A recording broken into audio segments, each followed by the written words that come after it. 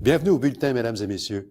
Le dernier budget provincial laisse un goût amer au Front d'action populaire en réaménagement urbain à un organisme qui milite en faveur de l'accès au logement. Réactions et commentaires avec la porte-parole du FRAPRU, Marie-Josée Corriveau. Madame Corriveau, bonjour. Bonjour. D'abord, Madame Corriveau, vos craintes se sont avérées. Accès logis est coupé et de façon substantielle à part ça. Oui, effectivement, le gouvernement a décidé de couper de moitié les subventions ou le nombre de logements qu'on va pouvoir réaliser avec la programmation de cette année comparativement à l'année passée. L'année passée, il y avait 3000 unités de nouveaux logements sociaux budgétés en 2014-2015. En plus, à ajouter... Oui, qui s'ajoutent d'année en année. Au parc, okay. Oui, nécessairement. Okay. Vous savez, il y a au-dessus de 110 000 ménages au Québec qui doivent consacrer 80 % et plus de leurs revenus pour se loger. Les besoins sont criants. Cette année, on a demandé au gouvernement de rehausser ces investissements-là. Et sa réponse a été de couper de moitié ce qui se faisait traditionnellement depuis les dernières années. Donc, on n'aura que 1500 nouveaux logements sociaux de plus. Et en remplacement, le gouvernement nous offre du supplément au loyer. 1500, c'est pour l'ensemble du Québec. On ne parle pas strictement de Montréal ou de sa région. Non, c'est pour l'ensemble du Québec. Là-dessus, Montréal va en avoir à peu près 40 % seulement. D'accord. Le budget introduit aussi le retour du financement du supplément au loyer privé. Et ça, si je ne me trompe pas, c'est un programme qui est étalé sur 5 ans. Vous voyez pas ça d'un bon œil, vous? Non, ben en fait, c'est ça, c'est qu'il remplace le logement social par du supplément au loyer privé, qui est une subvention versée aux locataires qui habitent dans des logements privés. Nous, on considère que ça constitue une privatisation de l'aide au logement. Par ailleurs, depuis des années, on demande au gouvernement d'avoir des investissements à long terme pour Accès Logis parce que réaliser un projet de logement social, le développer et le mener à terme, ça prend plusieurs années. Et on ne sait jamais d'année en année s'il va y avoir des nouvelles programmations. Sa réponse est d'autant plus frustrante qu'il refuse de le faire pour Accès Logis, pour le logement social, mais il consent à le faire pour le supplément au loyer. Il prend effectivement des engagements de 1000 nouveaux logements sociaux, nouvelles unités de supplément au loyer cette année, et ce sera à coût de 1200 par année au cours des 5 années suivantes, ce qui est particulièrement frustrant. On voit pas ça d'un bon œil parce que, comme je vous disais, ça constitue à notre avis une privatisation de l'aide au logement.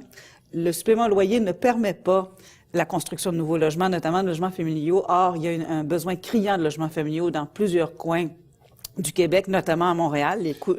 Et à Montréal également, on essaye d'endiguer le flot de gens qui veulent quitter les familles, notamment, effectivement. Or, le privé ne construit pas de logement familial et dans le logement familial existant au niveau du locatif, il y a très peu de disponibilité. Les seuls qui ont réalisé des nouveaux logements familiaux au cours des dernières années, ça a été le secteur sans but lucratif, le secteur coopératif.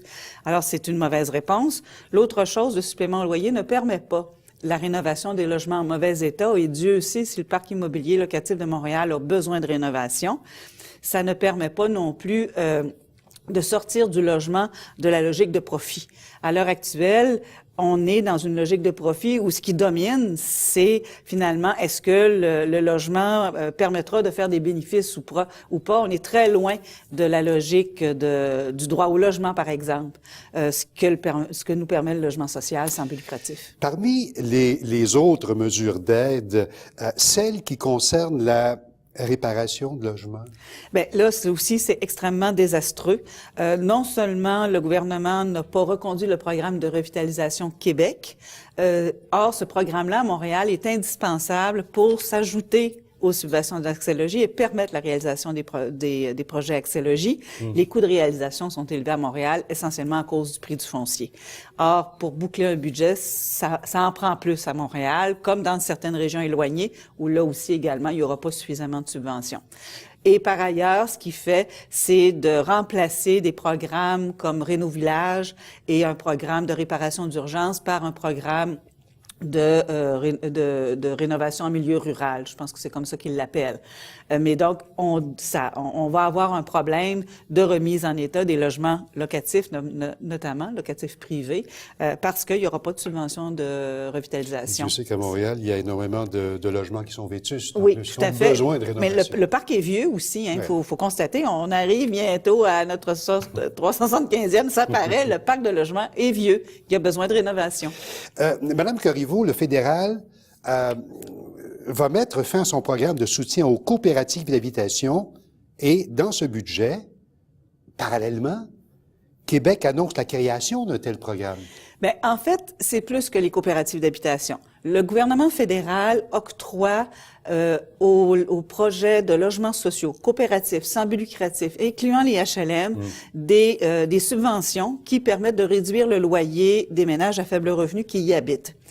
Or, pour une certaine catégorie de coopératives et de OSBL d'habitation, ces ententes de financement-là, ces subventions-là sont en train d'arriver à échéance et ça provoque, dans les cas où ça s'est avéré, des augmentations de loyer substantielles pour les locataires de l'ordre de 200 $, 300 $ et même 400 $ par mois. Wow. Alors, et jusqu'à présent, on n'a pas réussi à infléchir le gouvernement Harper pour qu'il maintienne et qu'il reconduise ces subventions-là. On travaille là-dessus aussi. La réponse de Québec, pour le moment, c'est d'accorder aux ménages qui bénéficiaient de cette aide-là une aide temporaire pour combler le manque à gagner du côté d'Ottawa, mais on ne sait pas encore comment ça va s'appliquer, comment ça va s'articuler. On sait juste que ça va durer 2 ans, ce qui est court quand même. Le temps file très vite, mais je veux vous poser cette question parce que vous érigez le camp pour le droit au logement. C'est à partir du 21 mai prochain, en plein centre-ville de Montréal. Est-ce que c'est un peu à l'image de ce qu'il y a eu il y a quelques mois? Bien, en fait, je vous dirais que ça ressemble plus à ce qu'on avait fait en 2008 lors du 400e de Québec. On a érigé un camp au cœur de la ville de Québec lors des festivités du 400e. C'est un peu plus à cette image-là.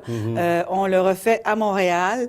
Notre objectif, c'est d'interpeller par ce biais-là les 2 paliers de gouvernement pour qu'ils assument leurs responsabilités qu'ils sont en train d'abandonner à tour de rôle.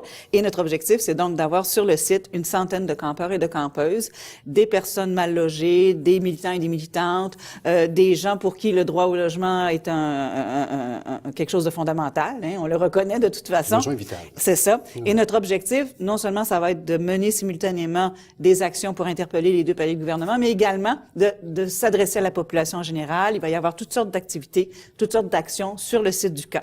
Ça va être au centre-ville de Montréal et à l'heure actuelle, on interpelle la Ville de Montréal pour être sûr et certain que tout se passe dans la sécurité et la quiétude, je dirais, pour qu'on atteigne nos 2 objectifs, qui par ailleurs sont partagés par la Ville de Montréal. La Ville de Montréal partage nos demandes face à Ottawa et face à Québec, et on compte sur elle pour que tout ça se passe bien. Marie-Josée Corriveau, merci beaucoup. Ça m'a fait plaisir.